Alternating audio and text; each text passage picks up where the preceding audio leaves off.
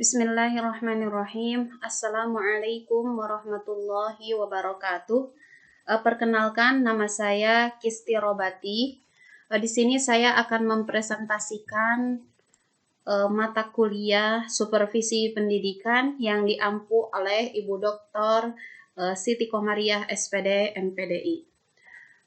Judul mini riset yang akan saya presentasikan yaitu akhlak-akhlak yang wajib dilakukan oleh supervisor dalam melakukan supervisi di sekolahnya untuk meningkatkan kompetensi guru.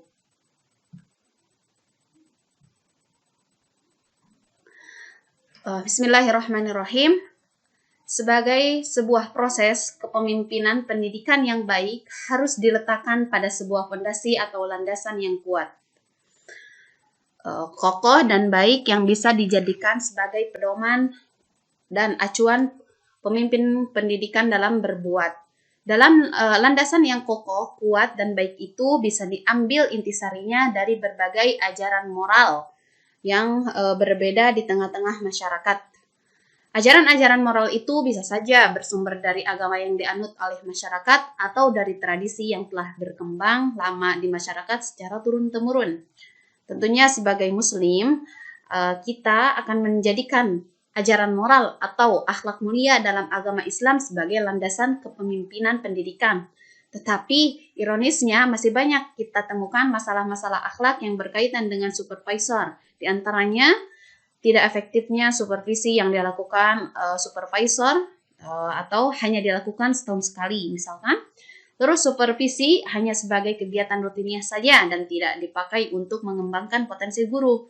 Penilaian yang dilakukan supervisor tidak efektif atau adanya ketidakadilan. Terus masalah selanjutnya, supervisor kepala sekolah belum mempunyai indikator yang baik. Atau di sini terus adanya riswah atau sogokan dari beberapa guru supaya diberi nilai bagus dan lain-lain. Oleh karenanya, dalam penelitian ini penulis akan mencoba membahas tentang akhlak-akhlak yang wajib dilakukan oleh supervisor dalam melakukan supervisi di sekolahnya untuk meningkatkan kompetensi guru. Adapun rumusan masalah di sini, yang pertama, apa dalil yang melandasi supervisi pendidikan dalam Islam? Yang kedua, akhlak apa saja yang harus ada dalam supervisi yang dilakukan oleh kepala sekolah? Terus, bagaimana penanaman akhlak supervisi tersebut pada kepala sekolah? Apa peran akhlak tersebut dalam meningkatkan kompetensi guru? Yang terakhir, apa faktor pendukung dan penghambat keberhasilan supervisi yang dilakukan oleh kepala sekolah? Tujuan penelitian yaitu yang pertama, untuk mengetahui dalil yang melandasi supervisi pendidikan dalam Islam, untuk mengetahui akhlak yang harus ada dalam supervisi yang dilakukan oleh kepala sekolah, untuk mengetahui bagaimana penanaman akhlak supervisi tersebut pada kepala sekolah, untuk mengetahui peran akhlak tersebut dalam meningkatkan kompetensi guru, untuk mengetahui faktor pendukung dan penghambat keberhasilan supervisi yang dilakukan oleh kepala sekolah. Adapun landasan teori di sini, pengertian akhlak menurut Ibnu Mishkawaih. Akhlak adalah keadaan jiwa seseorang yang mendorongnya untuk melakukan perbuatan-perbuatan tanpa melalui pertimbangan pikiran terlebih dahulu. Menurut Abu Hamid Al-Ghazali, akhlak ialah sifat yang terpatri dalam jiwa manusia yang darinya terlahir perbuatan-perbuatan yang dilakukan dengan senang dan mudah tanpa memikirkan dirinya serta tanpa adanya renungan terlebih dahulu. Terus pengertian akhlak di sini secara garis besar ya terbagi kepada dua kelompok. Yang pertama akhlak kepada Allah, yang kedua akhlak kepada ciptaan Allah. Akhlak kepada Allah yaitu berarti mengikuti seluruh perintah yang telah disampaikan Allah kepada Rasul-Nya. Seluruh perintah tersebut sudah tercatat dalam Al-Quran dan hadis. Adapun akhlak kepada ciptaan Allah yaitu meliputi segala perilaku, sikap, perbuatan, adab, dan sopan santun sesama ciptaan Allah yang gaib dan ciptaan Allah yang nyata, benda hidup ataupun benda mati. Supervisi pendidikan. Supervisi pendidikan yaitu kegiatan yang dilakukan oleh kepala sekolah sebagai pejabat yang berkedudukan di atas lebih tinggi dari guru untuk melihat dengan teliti pekerjaan secara keseluruhan atau mengawasi pekerjaan guru. Bahwa supervisi pendidikan adalah sebagai pemberian pelayanan dan bantuan guna meningkatkan kualitas pendidikan.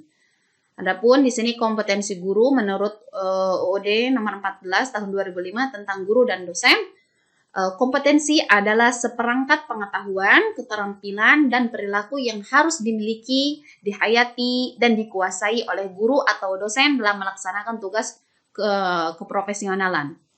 Kompetensi guru merupakan perpaduan antara kemampuan personal, keilmuan, teknologi sosial, dan spiritual yang secara kafah atau menyeluruh membentuk kompetensi dasar profesi guru yang mencakup penguasaan materi, pemahaman terhadap peserta didik, pembelajaran yang mendidik, pengembangan pribadi, dan profesionalitas.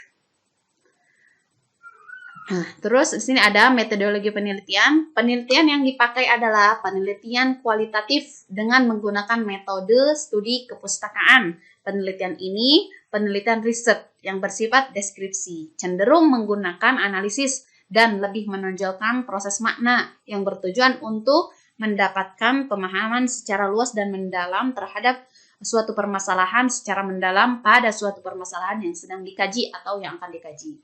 Sedangkan data yang dikumpulkan lebih banyak huruf kata daripada angkanya. Adapun studi pustaka adalah kegiatan untuk menghimpun informasi yang relevan dengan topik atau masalah yang menjadi objek penelitian.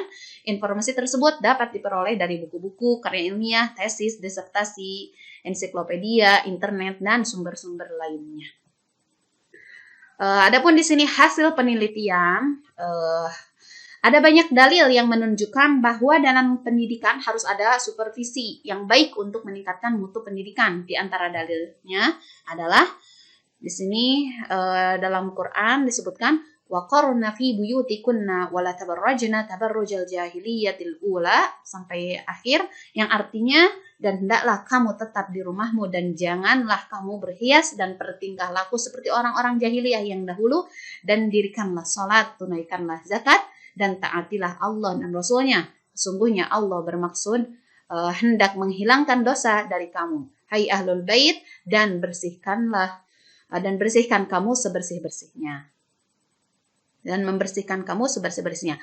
Nah, di sini ayat ini menunjukkan bahwa Allah Ta'ala ingin kebaikan bagi mereka setelah mengetahui keburukan pada mereka. Ini merupakan salah satu tujuan dari supervisi. Terus ada di sini ada hadis, di sini ada ayat Quran juga. Qul kullu ya'mal 'ala syakilati farabbukum a'lamu biman huwa ahda sabila. Setiap orang berbuat sesuai dengan pembawaannya masing-masing. Nah, berdasarkan pemahaman ayat di atas dapat kita ambil makna dan kandungan yang dapat kita pahami bahwa setiap orang harus bekerja sesuai keahliannya dan tugas masing-masing. Nah, termasuk dalam tabiat dan pengaruh alam sekitarnya. Adapun di sini banyak hadis dan ini yang artinya di sini ada dari Abu Hurairah radhiyallahu anhu bahwasanya Rasulullah SAW melewati setumpuk makanan. Lalu beliau memasukkan tangannya ke dalamnya, kemudian tangan beliau menyentuh sesuatu yang basah. Maka beliau pun bertanya, "Apa ini wahai pemilik makanan?" Sang pemilik menjawab, "Makanan tersebut terkena air hujan, wahai Rasulullah." Nah, beliau bersabda, "Mengapa kamu tidak meletakkannya di bagian atas makanan agar manusia dapat melihatnya?" Nah, barang siapa menipu maka dia bukan dari golongan kami, kata Rasulullah. Nah, di sini ada akhlak yang harus ada dalam diri seorang supervisor. Nah, apa saja? Yang pertama di sini ada disiplin, terus menjauhi riswah yaitu songgokan, selalu merasa dalam pengawasan Allah Ta'ala dalam menjalankan supervisi, jujur, berani mengupayakan kebenaran dan mengakui kesalahan. Akuntabilitas yakni tanggung jawab terhadap amanah sebagai pemimpin. Terus edukatif, memberikan motivasi dan pengarahan kepada guru. Korektif dan introspeksi diri, kontrol, evaluasi diri. Integritas yaitu melaksanakan pengawasan dengan mentalitas yang baik, penuh kejujuran, simpatik, tanggung jawab, cermat dan konsisten. Yang terakhir yaitu objektivitas, yaitu profesional sesuai keahlian. objektivitas.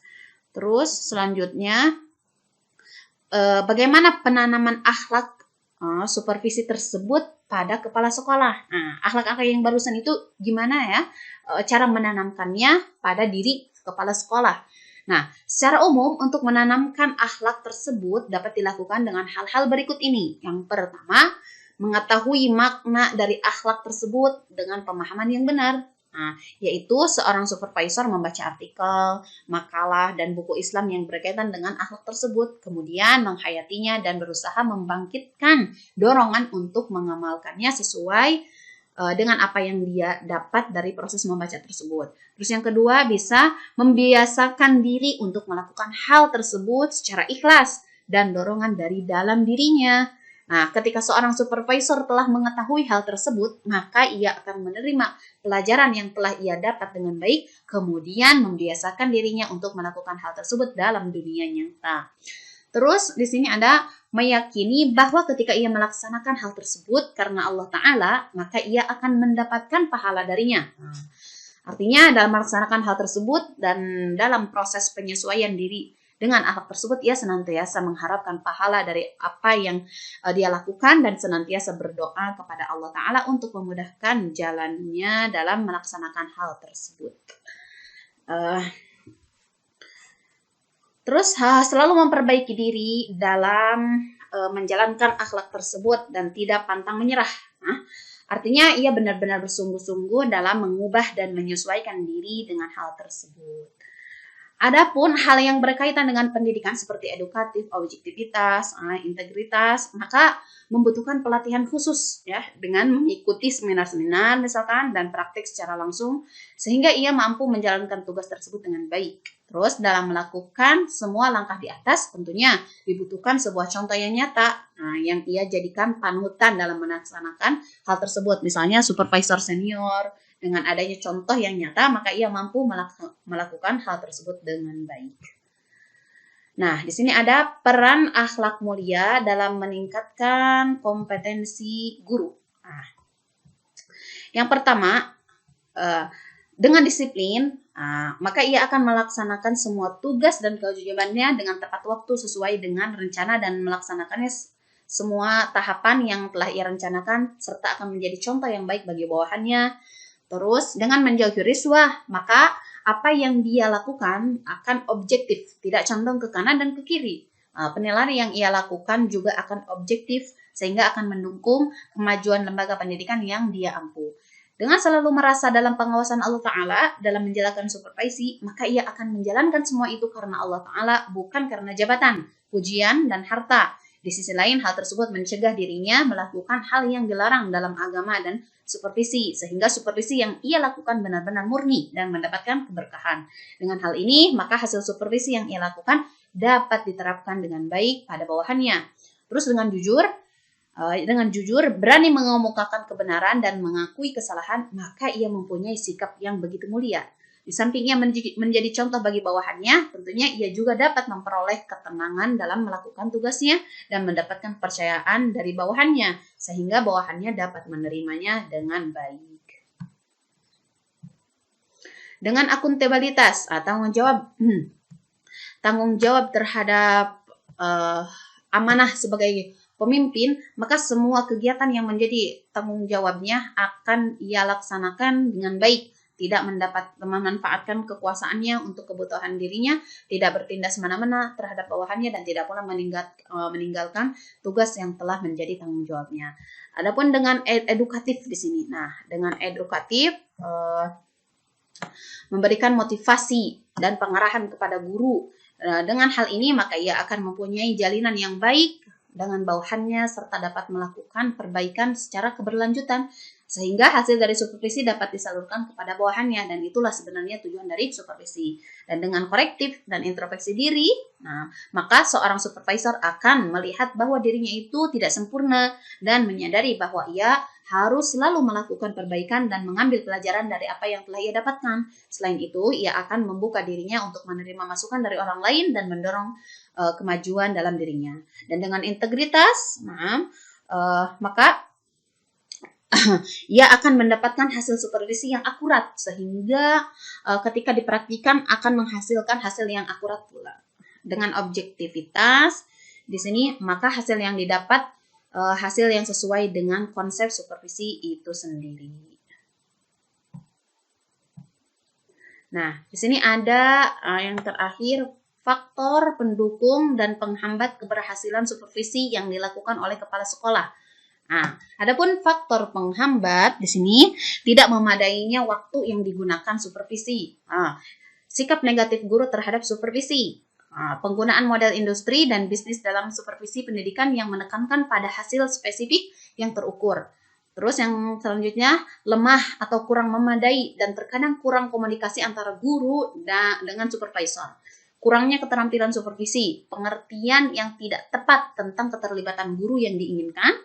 Terus kepura-puraan yang membuat intervensi supervisor dapat diprediksi dan konsekuensi yang dapat dihasilkan menyeberang antara konteks dan guru. Ketergantungan yang kuat pada reformasi pendidikan yang cepat dan tepat, kurangnya pengalaman yang dimiliki supervisor. Terus di sini ada faktor pendorong. Nah, adapun faktor pendorong diantaranya lingkungan masyarakat tempat sekolah itu berada, besar kecilnya sekolah yang menjadi tanggung jawab kepala sekolah, tingkatan dan jenis sekolah, keadaan guru-guru dan pegawai yang tersedia, kecakapan dan keahlian kepala sekolah itu tersendiri.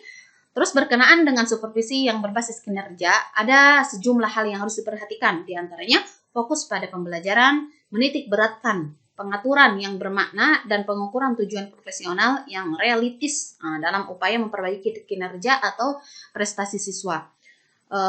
Menggalakkan para guru untuk melakukan analisis atas apa yang dilakukan oleh siswa dan menggunakan data tersebut untuk menentukan tujuan pembelajaran. Analisis dilakukan secara individual maupun kolektif. Terus selanjutnya para guru mengembangkan sebuah rencana untuk pertumbuhan profesional yang berkaitan dengan perbaikan belajar siswa dan membuatnya sebagai pembelajar sepanjang hayat. Para guru menggunakan prestasi siswa sebagai bukti untuk menunjukkan bahwa pembelajaran telah terjadi. Nah, adapun untuk kesimpulannya, berdasarkan pembahasan di atas dapat disimpulkan bahwa supervisi, bahwa akhlak yang harus ada dalam diri seorang supervisor adalah disiplin, menjauhi riswah, selalu merasa dalam lindungan Allah Ta'ala, menjalankan supervisi, jujur, akuntabilitas, edukatif, dan seterusnya. Dan adapun di antara cara untuk menanamkan akhlak tersebut pada jiwa sekolah, yaitu mengetahui makna dari ayat dari akhlak tersebut, sehingga dengan pemahaman yang benar membiasakan diri untuk melakukan hal tersebut secara ikhlas dan dorongan dari dalam dirinya, meyakini bahwa ketika ia melaksanakan hal tersebut secara karena Allah Ta'ala, maka ia akan mendapatkan pahala darinya. Adapun hal yang berkaitan dengan pendidikan seperti edukatif dan semisalnya, maka membutuhkan pelatihan khusus dengan mengikuti seminar-seminar dan praktek secara langsung sehingga ia mampu menjalankan tugas-tugas tersebut dengan baik. Nah, adapun di antara faktor penghambat seperti yang saya tadi bahas, yakni tidak memadai waktu yang digunakan untuk supervisi, sikap negatif guru terhadap supervisi, penggunaan model industri dan bisnis dalam supervisi pendidikan yang menentukan pada hasil spesifik yang terukur dan lain-lain. Adapun faktor pendukungnya diantaranya lingkungan masyarakat tempat sekolah itu berada, besar kecil sekolah yang menjadi tanggung jawab kepala sekolah, tingkatan dan jenis sekolah, terus keadaan guru-guru dan pegawai yang tersedia, kecakapan dan keahlian kepala sekolah itu sendiri. Nah, demikian yang bisa saya sampaikan, mudah-mudahan bermanfaat. Wassalamualaikum warahmatullahi wabarakatuh.